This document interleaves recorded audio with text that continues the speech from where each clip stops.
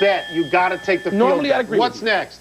Toss up, better job for Jordan. Carolina coach or Bulls general manager? It's very easy. It has to be the GM of the Bulls. Michael Jordan would be a disaster as a coach because, as you know, he has no patience. That's right. He would look at the players and he would say, why aren't the players better? So I think he'd be better off as a GM. Well, of course, that's what he wants to do. That's what he's essentially done here. While that may not be the title, he at least now for 2 full years has immersed himself in dealing and scouting and salaries and trying to structure an organization. Coaching that team, coaching that school, he wouldn't be interested in that at all. Plus, the Bulls have a reasonably good young core of players. They do. He would only have to massage it. He wouldn't have to blow it up and start all over again. He wouldn't have to blow it up, although his patience with Kwame's so thin, he'd have 2 high schoolers, twice as many high schoolers in Chicago, but still, GM is a better way to go. He could not coach. It's and every time he's ever been asked about coaching, what does he say? He says no. None of the superstars can coach. They don't have the patience. Let's go. What's next? Really are pathetic. More mail. Like these looks. Read.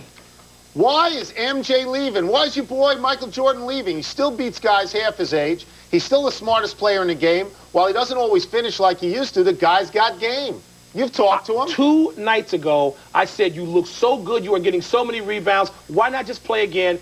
And he looked at me and said, are you insane? Yeah. I am done. I'd never seen that look. He meant it. He meant it with everything in his body. He's done. I guess just emotionally, and I think that's the primary place. I think that's why he's playing 45 minutes a game now, because he's going to squeeze out every last drop. What he's probably afraid of is this. Next February, next March, next April. I mean, you can get off, on adrenaline and have a great close, but you can't keep doing it forever. But we think he can play. We agree with the emailer. He can play. He can play. But you don't keep playing. Doesn't want to. You know what? I get it. Let me tell you something. It's not like he doesn't want to play. He's come back twice. Yeah. He wants to play. If he's going out, it's because he's down to the bone. Yeah, I agree with that, sadly. I think we're taking too much email these days, Wilbon. Wouldn't you rather dress up like a policeman than read notes from semi-literate dopes? No, I like semi-literate dopes, and you like to dress up. Mail time! So let's go to mail time and like take the notes. Pat Riley in the Miami Heat honored Michael Jordan by retiring his number 23, and of course, he never played for them. Don't you think they could have retired one of their own jerseys before retiring his? Whose jersey would you like the Miami Heat to retire? Only one. Ronnie Cycli? There's only one guy out there, Alonzo Mourning, who deserves it, and he still wants to play. Yep. I think retiring Jordan's jersey was a wonderful gesture on the part of Pat Riley, a bitter rival of Jordan's. It's more than a gesture. I mean, a gesture sort of diminishes it. Pat Riley, I believe, is Michael Jordan's most bitter, sustained rival over his history in the NBA. And you hate Riley. I do not hate Riley, but Jordan said today, and I quote, I was shocked, speechless. And he was deeply honored by it. He said it meant a lot to him. That's exactly right. To him. And so, and you can't retire. They're not going to retire Harold Miner's jersey, are they, in Miami? Did he wear 23? Baby Jordan? I don't know what he wore, actually. What do we got? Hey, Wilbon. Stunned by this. I'm stunned. But we got to move off the West for a second, because we could just do the whole thing on the West. I hope you don't go too far east. Because well, I'm going to go far enough east to like a block over our shoulders to where Michael Jordan is going to play his final home game. David, where does he leave the franchise, the Washington Wizards, now? We're going to be at odds, I'm sure. I think it's a lot better shape than it was when he came. I mean, the salary cap situation is good. They have a solid fan base. And I honestly believe when Michael called the shots the first time, he wasn't prepared for the job. He didn't understand that you can't just bring a player and because he's here, he's all of a sudden going to play good. You have to see who can play, who can't play, learn about these guys, learn about their background and history, and now I think he learned that. And when he goes back upstairs, he's going to be far better as a personnel man than he was the first time. Barkley, those are the great ones. Mike, last night was Michael Jordan's final home game in Washington, D.C., which has been his home now for about an hour and a half. You were there. They gave him a standing ovation that lasted almost 3 minutes while the game was still going on. Though some people said the crowd was totally subdued before that. So in that inherent contradiction comes this question. Was it good for the Washington Wizards that Michael Jordan came back to play, or will it hurt them in the long term? I don't know what it's going to do in the long term. Of course it was good he came back to play. It was good when he just came there to be an executive, because the Washington Wizards had flatlined before that. No one knew who they were. They were never on national TV. They weren't even on regional TV. The franchise actually has a pulse again, and it's because of Jordan. And it's not a contradiction. I was there last night when it was apparent Jordan was going to come out of the game with 2:02 left. Everybody stood for 3 minutes and applauded. That was appropriate. See, it's an interesting thing. People always try to take a long-term view. We live in Washington. We have covered that team for for over 20 years. That team has stunk Yes. for a long time. There's no long view. The long view is, can you get in the playoffs once in the next 10 years? Think about There's this. no long view. You and I have been here respectively in Washington 23 and 24 years. How many NBA finals have we been to? None here. None here. How many NBA Eastern Conference finals have we been to? How many None winning here. basketball playoff games in the last 15 or 16 years in Washington, D.C.? None. None. The answer None. would be none. So I think Jordan was great for Yeah. the franchise.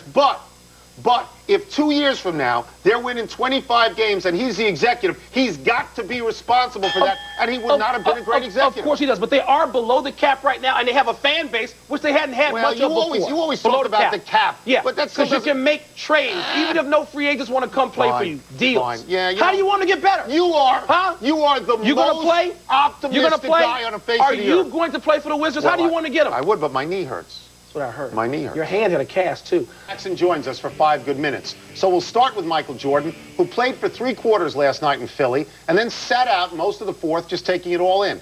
You were there, Wilbon, and I know how much you love Jordan, but apparently not everybody else does. Jerry Stackhouse, who followed Jordan at North Carolina and who Jordan specifically traded for to bring to the Wizards to play alongside him, said, quote, "The tour has come to an end tonight. I think everybody is looking forward to a new era," unquote. How many people on the Wizards share Stackhouse's feelings? Maybe Brian Russell, perhaps Kwame Brown. I don't care what they think, okay? Because I don't care to see their era. I saw the entire Michael Jordan era, and nothing that happened the last few weeks in Washington with all this bickering and whining is going to change what Michael Jordan accomplished in the NBA. Last night, Tony, at courtside, Julius Erving and Moses Malone, who won't be showing up when Jerry Stackhouse retires, were sitting there. Bill Cosby was there.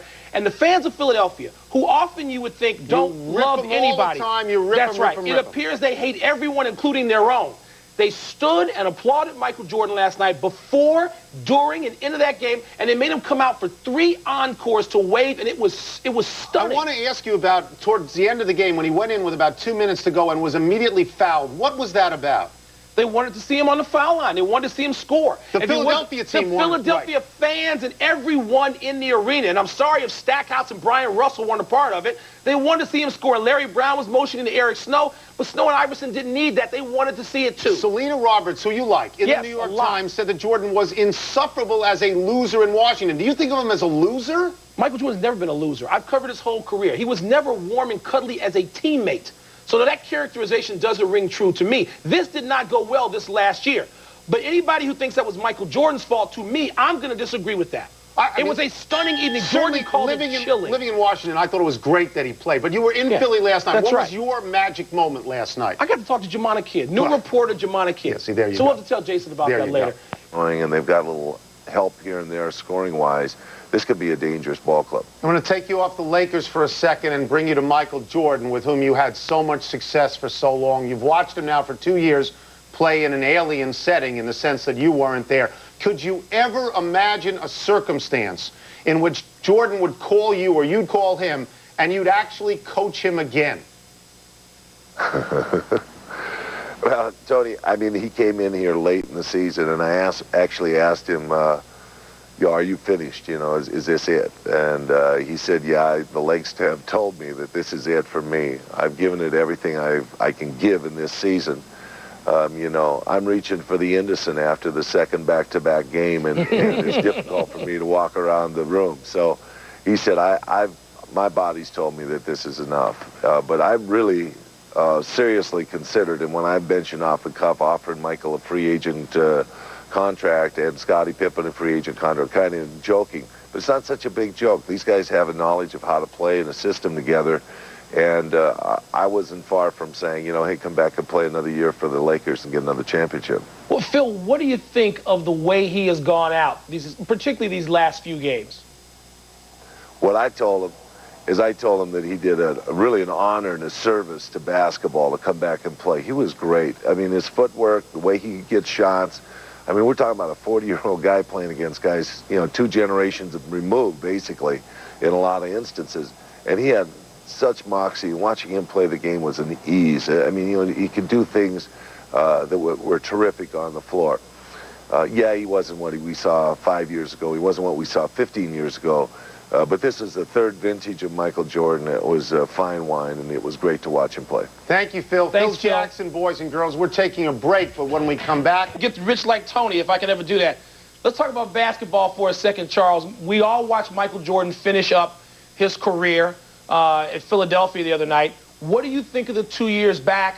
Do you think they were a success? Would you like to have seen him not do it? What's your assessment of it? Well, obviously, I look at it from a friend and from a commentator. As a friend, I didn't want him to come back. But I think what I thought was going to happen happened. Because that team, to me, right now is in disarray. Because these young guys, they don't listen to older guys. I don't think Doug Collins should have came out and said what he said. And I like Doug Collins a lot. But I thought they put too much pressure on Kwame Bryant, to be honest with you. Because if you look at Kobe Bryant, Tracy McGrady, and Kevin Garnett, who are great players, they were not very good their second year in the league. And for them to put that kid under so much pressure, he wilted under pressure, he rebelled, but the Wizards just wasn't good enough. But it was good to see Michael back out there. But, man, that team, I'm really wondering what's going to happen next. They're going to have to make a big decision on Jerry Stackhouse. But Doug shouldn't have said what he said. Did you ever talk to Jordan about that during the season? You guys are close. Did you ever say, hey, Michael, maybe you're going about this the wrong way or anything like that? Were you close while he was playing? Well, I talk to Michael a great deal, but I try not to interfere because Michael's stubborn. He's not going to listen to anybody but himself. But, that's one thing about him. In fairness to the viewing public, I thought him and Charles Oakley both handled the Kwame Brown situation bad. Because that kid's only his second year in the league. And like I say, I mentioned those three other great players earlier. They wasn't any good that second year in the league. And for them to think all of a sudden just because he was the #1 pick, he was going to be able to help them down the stretch, I thought was unfair. All right, let me get to something else with Michael, because I've noticed this difference for a long period of time. I always admired the fact that you never were overwhelmed by celebrity. You went out with the public. You've even eased into retirement very well. You seem to be happy and content. Michael's your good friend, but he's got a different personality. Do you think he'll be happy in retirement, or will he be reclusive? Well, first of all, you got to find something that you like to do. That's the first key. Because you have so much time, you can only play so much golf, you can only go to so many business meetings and make so much money. And Michael got enough money for me and him already. But he's got to find something. I hope he stays with the Wizards and fix that organization because it's obviously broken right now. But, I think the big advantage I've always had, Tony, like with the war going on and everything right now, I love all these idiots on Sports Center and all these media types saying, well, sports are not that important. This war is really important. I've always felt like that. Man, we just out there to entertain people for a couple of hours a night, and that's it. I've never thought like I was the greatest thing since sliced bread or I was the most important thing in the world. I play basketball for a living. It's great. It's the greatest life I think being a professional athlete a person could have. But all these people who want to make it out like it's more than life itself, I've never got into that. That's why it's always been easy for me to just have fun and enjoy myself. Well, Charles, we're going to enjoy you over the next 6 or 7 weeks, as it turns out.